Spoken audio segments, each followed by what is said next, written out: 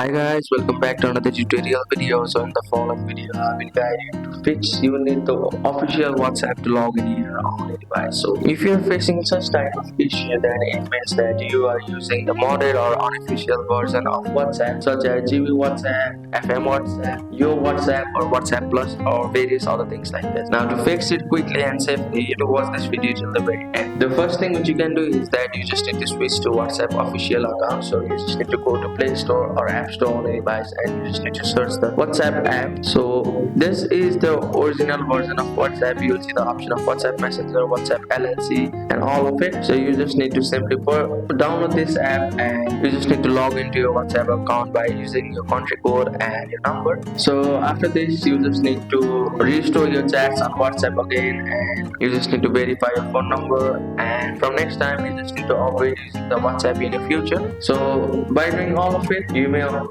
also talk with the WhatsApp support team from your official WhatsApp account. They will also fix the error of you need the official WhatsApp to log in on your WhatsApp. So that's it. That's how you can fix the issue. Thank you for watching the video. Please don't forget to like the video and subscribe to our channel. Thank you.